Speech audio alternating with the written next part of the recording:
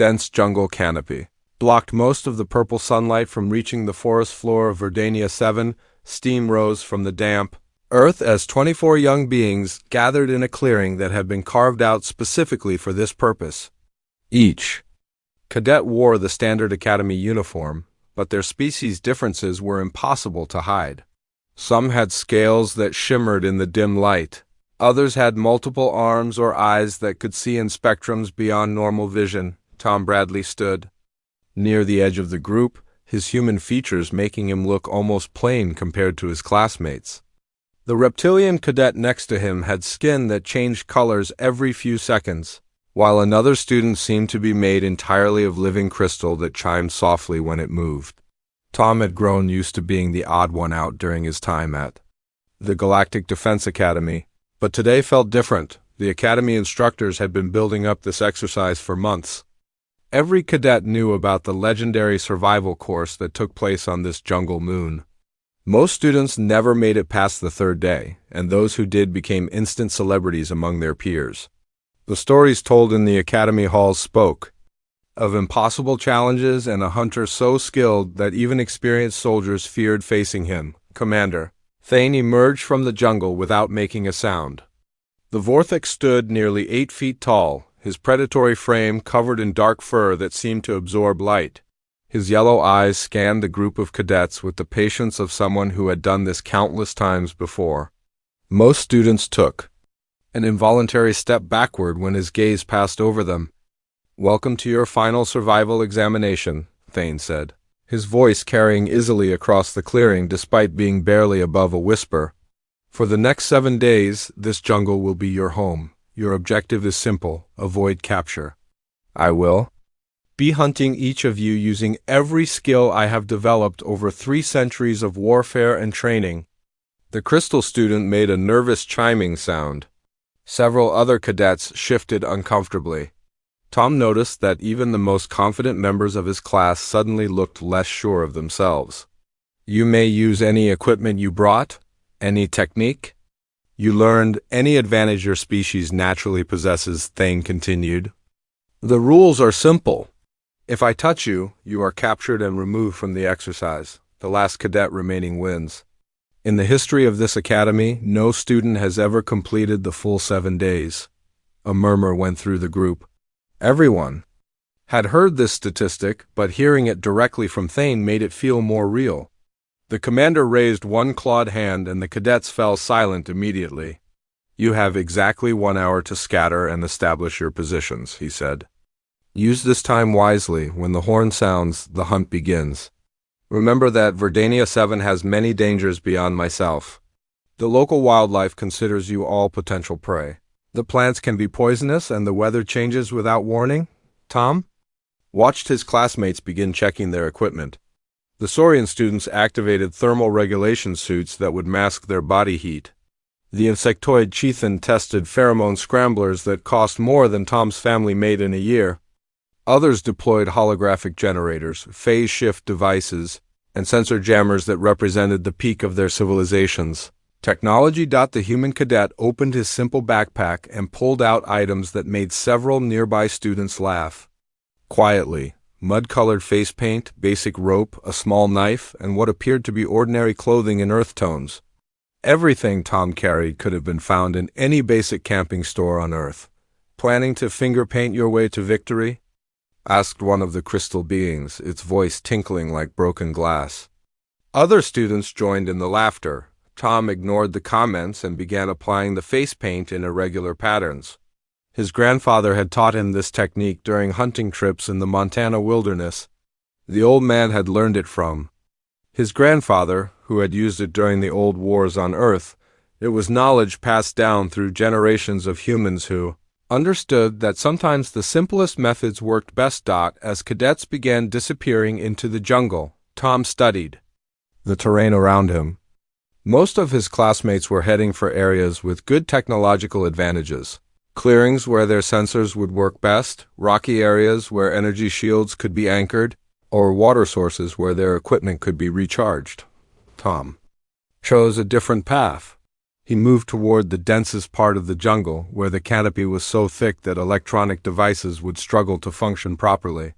His human eyes, evolved to work in Earth's varied lighting conditions, adapted quickly to the dim environment. The horn sounded across Verdania 7, its deep note echoing through the trees. Tom immediately dropped to a crouch and began moving through the undergrowth with careful, measured steps. Every movement was deliberate.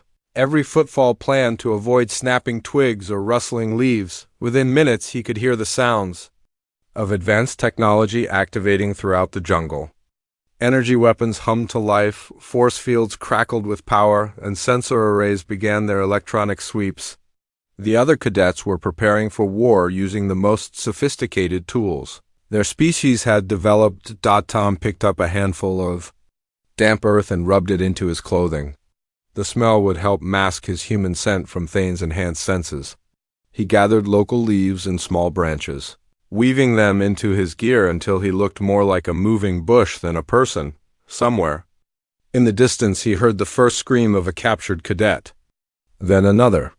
Commander Thane had begun his hunt, and the advanced technology that the other students relied on was already failing them. Tom settled into a position beneath a fallen log and began the patient wait that his species had perfected over millions of years of evolution. While his classmates fought their hunter with energy and noise, the human prepared to face him with nothing but mud, leaves, and the ancient wisdom of Earth's most persistent predators. The screaming stopped abruptly, leaving only the natural sounds of Verdania 7's jungle. Somewhere in the dense foliage, Commander Thane had claimed his first victim. Tom remained motionless beneath his covering of leaves and mud, listening to the electronic chatter that filled the air as his fellow cadets coordinated their defense. "Sector 7 is clear," came a voice through the comm system. "My thermal sensors show no movement for 2 kilometers. "Confirmed," replied another cadet. "Phase shift generators are active. Even if he finds our general location, he won't be able to lock onto us." Tom recognized the voices of Rex and Nova, 2 of the Academy's top students. Rex came from a species that had mastered energy manipulation, while Nova's people had developed invisibility technology that could fool most known sensor types. Both carried equipment worth more than entire starships. The human cadet knew better than to trust their confidence. His grandfather had taught him that overconfidence was a hunter's greatest weakness, and Tom had learned to respect any predator that had survived as long as Commander Thane. Through the jungle, he could hear the subtle sounds of advanced camouflage. Systems activating. Holographic projectors hummed to life, creating false images designed to confuse even the most sophisticated detection equipment. Molecular scramblers worked to alter the very structure of their users, making them appear as rocks or trees to any scanning device. A group of Saurian cadets had positioned themselves in a rocky outcrop about a kilometer away. Their thermal dampeners were military-grade equipment that could make them invisible to heat-seeking sensors. Combined with their natural ability to remain perfectly still for hours, they seemed to have the perfect defensive position. "Human contact." "Respond," crackled a voice through Tom's comm unit. He had turned the device to its lowest volume setting, but even the quiet sounds seemed too loud in the forest silence. Tom carefully removed the comm unit and buried it beneath a layer of damp earth. The device would continue to receive signals, but its electronic signature would be masked by the soil. More importantly, it wouldn't give away his position if someone tried to track the signal. The decision proved wise within minutes. A brilliant flash of energy lit up the jungle as Commander Thane's weapon discharged. The beam struck exactly where one of the holographic projectors had been operating, instantly overloading its power source and creating a small explosion that sent several cadets running from their positions. "He's tracking our equipment signatures," Nova's voice carried across the comm network, now tinged with panic. "The phase shift generators are useless if he can follow the energy emissions." Tom watched from his hiding spot as 3 more flashes illuminated different parts of the jungle. Each strike was perfectly placed to disable a piece of advanced technology. Commander Thane wasn't just hunting the cadets. He was systematically destroying their technological advantages. The Cheethan students tried a different approach. Their species had developed pheromone maskers that could fool even the most sensitive biological sensors. Combined with their natural ability to climb trees and their quiet movement, they seemed to have found the perfect solution. Tom heard their confident chatter through the abandoned channels as they positioned themselves high in the canopy. Their equipment was designed to make them smell like the local plant life while masking any trace of their actual scent signature. The silence that followed was more terrifying than any scream could have been. Commander Thane moved through the upper canopy without disturbing a single leaf, plucking the Chieftain students from their positions one by one. Their expensive pheromone maskers had failed against senses that had evolved over millennia to detect the smallest traces of foreign presence. "Fall back to secondary positions," Rex commanded, his voice no longer steady. "Activate all defensive systems. We need to create a perimeter." The remaining cadets began implementing their emergency protocols. Force fields sparked to life throughout the jungle, creating barriers of pure energy that should have been impossible to breach. Sensor networks went active, scanning for any movement or heat signature that might indicate the commander's approach. Tom knew they were making a fatal mistake. Every piece of technology they activated created electronic signatures that Thane could track. Every energy emission was like a beacon announcing their exact location. The more advanced their defenses became, the easier they made his job. The crystalline students had gathered in a small clearing where their light-bending matrices could work most effectively. Their technology could bend electromagnetic radiation around them, making them invisible to almost every known detection method. The mathematics behind their camouflage systems were so complex that most species couldn't even understand how they worked. Commander Thane walked directly through their invisible barrier and tapped, each crystal being on what passed for their shoulders. Their perfect camouflage had been completely useless against a hunter who relied on senses they hadn't even considered. "How is he doing this?" Nova's voice crackled with desperation. "Our sensors show nothing. Every detection method we have says the area is clear." Tom understood what his classmates couldn't grasp. Commander Thane wasn't relying on technology to hunt them. The Vorthak were apex predators long before their species developed advanced sensors or energy weapons. Thane was using instincts and abilities that had been refined over millions of years of evolution. The sounds of capture continued throughout the night. Each flash of energy, each cry of surprise, marked another cadet removed from the exercise.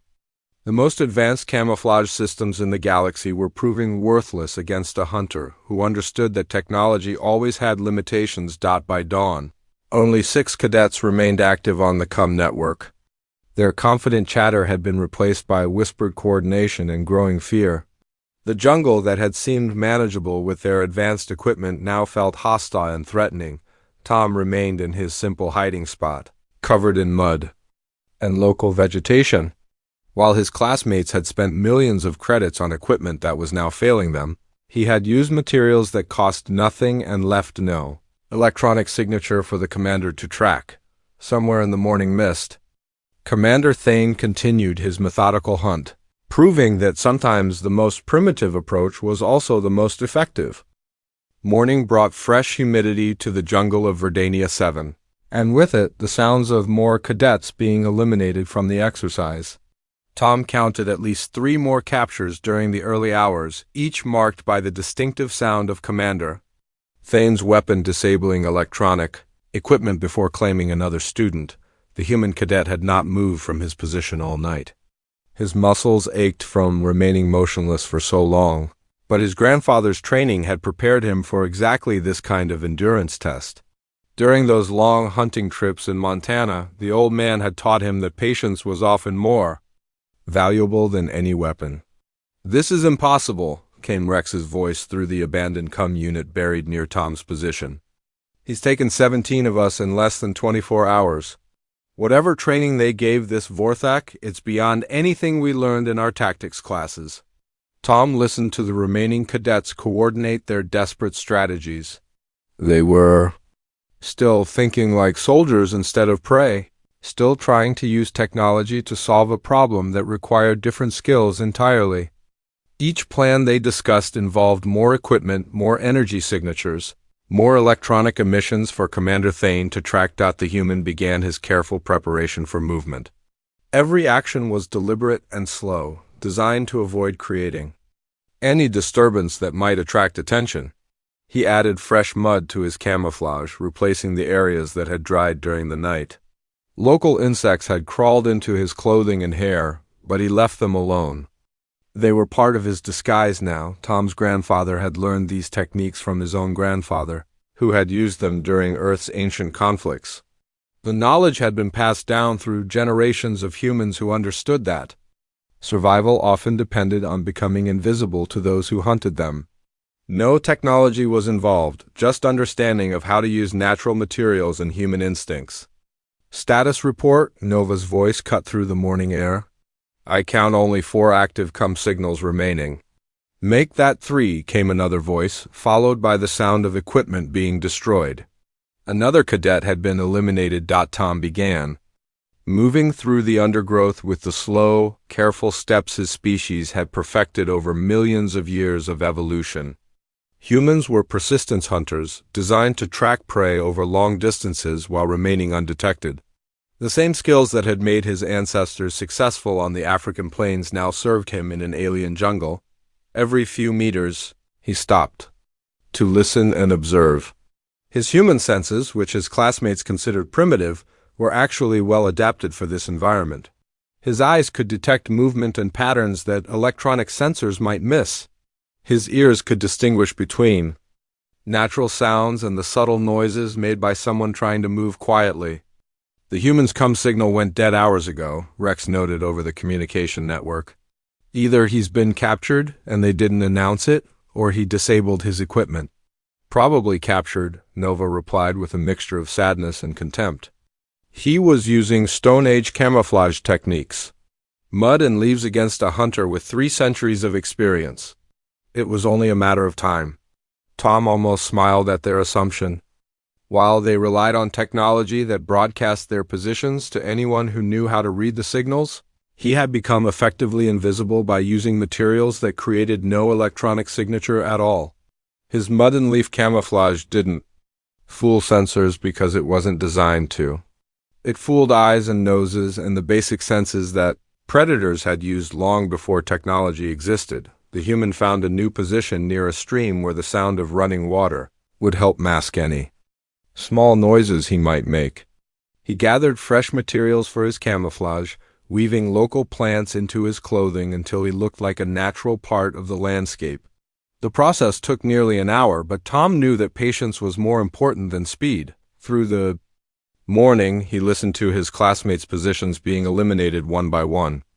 Rex lasted until noon, his energy manipulation abilities finally failing against an opponent who could approach without triggering any of his detection systems.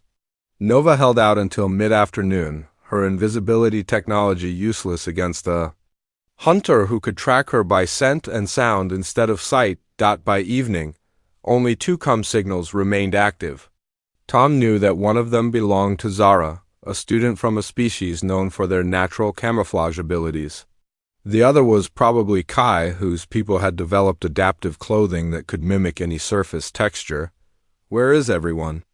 Zara's voice whispered through the system. Kai, are you still out there? Still here? Came the reply. But I don't understand how he's finding us. My adaptive suit should make me invisible to any visual detection, and I'm masking my heat. Signature. Tom understood their confusion. They were still thinking in terms of technology defeating technology. Commander Thane wasn't using advanced sensors to find them. He was using the same skills that had made the Vorthic apex predators long before their species ever reached the stars. The human cadet had learned to think like prey instead of a soldier. He moved when the wind would carry his scent away from potential threats. He positioned himself where natural features would break up his outline. Most importantly, he remained still when movement would give him away, no matter how uncomfortable. The position became as darkness fell, Zara's signal disappeared. Her species' natural camouflage had been perfected over millions of years of evolution, but it still relied on biological processes that created heat, chemical signatures, and subtle movements that a skilled hunter could detect. Kai lasted until midnight. His adaptive clothing could mimic any visual pattern, but it couldn't mask the sound of his breathing or the slight electronic hum of its power source. When Commander Thane's weapon discharged for the final time that day, Tom knew he was alone. In the jungle with the galaxy's most feared instructor, the human settled into his position for another long night of waiting. While his classmates had been eliminated despite their advanced technology and natural abilities, he remained hidden, using nothing more than mud, leaves, and the ancient wisdom of Earth's most persistent hunters. The jungle of Verdania 7 had become eerily quiet. For the first time in decades, Commander Thane found himself hunting a single remaining cadet, and that cadet had managed to avoid capture for over 48 hours. The Vorthek warrior moved through the dense foliage with the fluid grace of a creature born to hunt. But something felt different about this chase. Tom remained motionless in his carefully chosen position, every muscle in his body screaming from the strain of staying frozen for so long. His human endurance, evolved from millions of years of persistence hunting, allowed him to maintain uncomfortable positions that would have broken most other species. The mud on his skin had dried and cracked, but he didn't dare move to refresh his camouflage. Commander Thane paused less than 10 meters away, his enhanced senses searching for any sign of his final quarry. The Vorthak's yellow eyes swept across the area where Tom lay hidden, but they found nothing unusual. His sensitive nose tested the air for foreign scents, but detected only the natural odors of vegetation and damp earth. The human cadet had learned something that his technologically advanced classmates never understood. The most sophisticated camouflage wasn't about fooling sensors or creating false images. It was about becoming so perfectly integrated with the environment that even enhanced senses couldn't distinguish between the hunter and the hunted. Thane's clawed feet made no sound as he approached the stream where Tom had positioned himself. The commander's 3 centuries of experience told him that prey often sought water sources, both for drinking and because the sound of running water could mask small noises. His thermal vision showed the cool temperature of the water and the warm spots where sunlight had heated rocks throughout the day. Tom controlled his breathing to match the natural rhythm of wind through the leaves. His grandfather had taught him this technique during their hunting trips, explaining that predators were sensitive to the artificial patterns created by nervous breathing. The old man had learned it from his father, who had used it during the wars when hiding from enemies meant the difference between life and death. The Vorthak commander crouched beside the stream, his head tilted slightly as he listened for any sound that didn't belong. His species had evolved on a world where camouflage meant survival, and they had developed senses capable of detecting the smallest inconsistencies in their environment. Yet something about this hunt felt wrong to him. For 2 days, Thane had been tracking electronic signatures, energy emissions, and the various biological markers that his previous quarry had left behind. His enhanced senses were calibrated to detect the artificial materials and technologies that the Academy cadets typically relied upon. But this final student seemed to have vanished completely from his sensor range. Tom watched through barely opened eyes as the commander began a systematic search of the area. Thane moved with the patience of a creature that had perfected the art of hunting over millions of years of evolution. Every step was calculated, every pause designed to give his senses time to process the information around him. The human cadet had chosen his hiding spot with careful consideration of how predatory senses worked. The stream's movement created shifting patterns of light and shadow that would confuse visual tracking. The running water generated white noise that masked small sounds. Most importantly, the damp earth and decaying vegetation created a complex mixture of scents that could hide his human odor. Commander Thane stood directly above Tom's position, his enhanced vision scanning the area for any sign of movement. The human cadet's camouflage of mud and local vegetation had created a nearly perfect blend with the surrounding environment. More importantly, it contained no artificial materials that would create the electronic signatures Thane had been trained to detect. The Vorthic's frustration was becoming evident in his body language. For the first time in his long career as an instructor, his prey had managed to become truly invisible. His advanced senses could find no trace of artificial technology, no heat signature that seemed out of place, no scent that didn't belong. In the natural environment, Tom felt a drop of sweat forming on his forehead despite the cool morning air. The salt would change his scent profile if it reached his skin, potentially giving away his position to the commander's sensitive nose. Using a technique his grandfather had taught him for dealing with similar situations, he consciously slowed his heart rate and controlled his body's stress responses. Thane began expanding. His search in careful circles around the stream, his 3 centuries of experience had taught him that prey often made mistakes when they thought they were safe. A shifted position, a moment of careless breathing, a small sound that didn't match the natural environment. Any of these could reveal a hidden enemy. The human cadet understood that this was the critical moment of the hunt. Commander Thane was no longer relying purely on his enhanced senses and technological training. He was reverting to the basic predatory instincts that had made his species apex hunters long before they reached the stars. Tom's grandfather had faced similar situations. During his military service, when enemy soldiers with superior technology had hunted him through hostile territory, the old man had learned that sometimes the best defense against an advanced predator was to become so primitive that their sophisticated senses couldn't detect you. Hours passed as commander and cadet engaged in their deadly game of patience.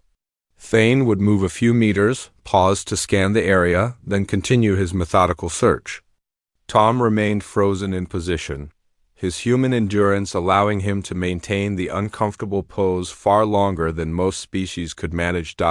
As the sun reached its peak, Commander Thane made a decision that surprised even himself. For the first time in decades, he began to doubt his ability to find his quarry. The final cadet had somehow managed to become completely invisible using techniques that his enhanced senses couldn't penetrate. The Vorthec warrior settled into a position where he could observe the entire area around the stream. If his prey was hidden nearby, eventually they would have to move, drink water, or make some small mistake that would reveal their location. Commander Thane prepared himself for a waiting game that might last for days. Tom recognized the change in his hunter's behavior and smiled inwardly. The legendary instructor was now playing by human rules, using patience and persistence instead of superior technology and enhanced senses. It was exactly the kind of contest that his species had been born to win. The 7th and final day of the exercise dawned gray and misty on Verdania 7. Tom had not moved from his position by the stream for nearly 18 hours. His human endurance pushed to its absolute limits. Every muscle in his body ached, and his throat was parched from dehydration. But he knew that any movement now could mean defeat just hours before victory. Commander Thane had maintained his vigil throughout the night, his predatory patience matching that of his hidden quarry. The Vorthec warrior had never encountered a cadet who could remain motionless for so long while under direct observation. His 3 centuries of hunting experience had prepared him for many things, but not for prey that could simply become part of the landscape itself. The morning mist began to lift as Verdania 7's purple sun climbed higher in the sky. Tom could hear the distant sounds of Academy transport ships approaching to collect the eliminated cadets and observe the final hours of the exercise. In his hiding spot beneath the layers of mud and vegetation, he began to allow himself to believe that he might actually succeed where every other student in Academy. History had failed. Thane rose from his position and began one final systematic search of the area. His enhanced senses probed every shadow, every unusual shape, every scent that might indicate hidden prey. The Vorthic's frustration had transformed into something approaching respect for his unseen opponent.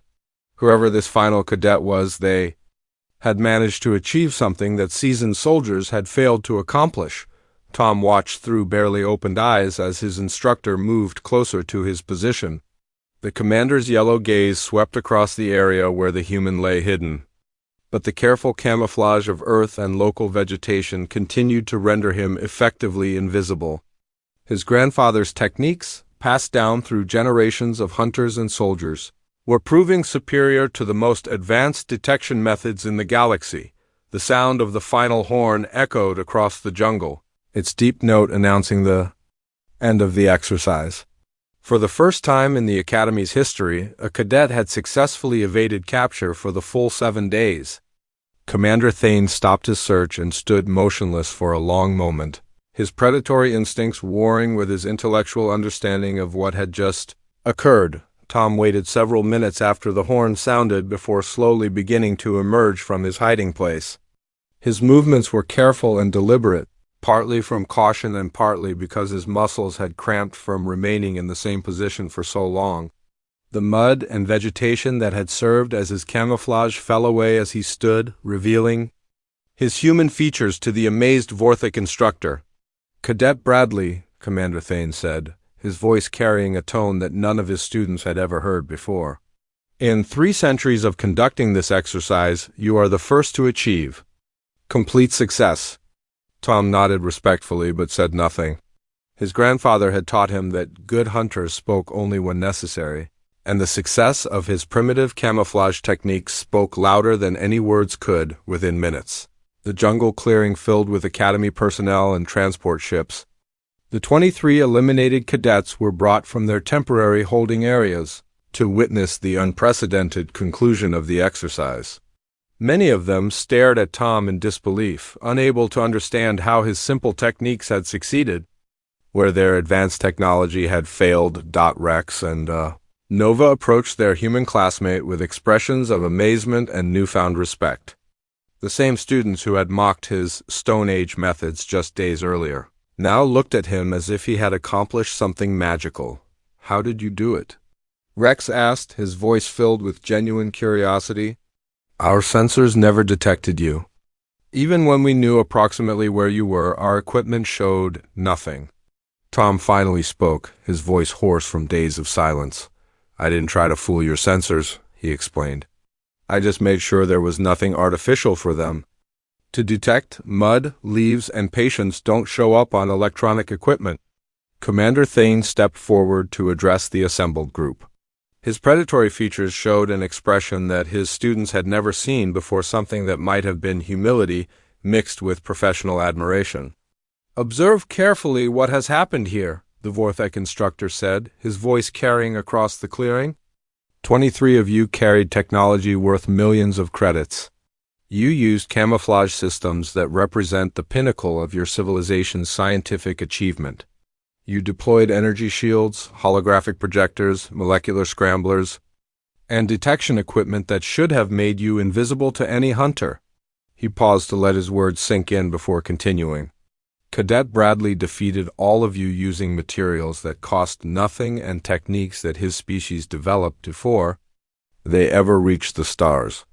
While you relied on technology that could fail or be detected, he became part of the environment itself. The assembled cadets listened in stunned silence as their instructor continued his analysis of the exercise. Many of them were beginning to understand that their assumptions about primitive techniques had been fundamentally wrong. "The lesson here is not that technology is useless," Thane explained.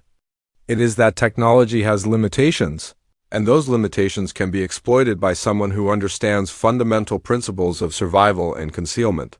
Cadet Bradley succeeded because he thought like prey instead of a predator, and because he used methods that my enhanced senses were not calibrated to detect.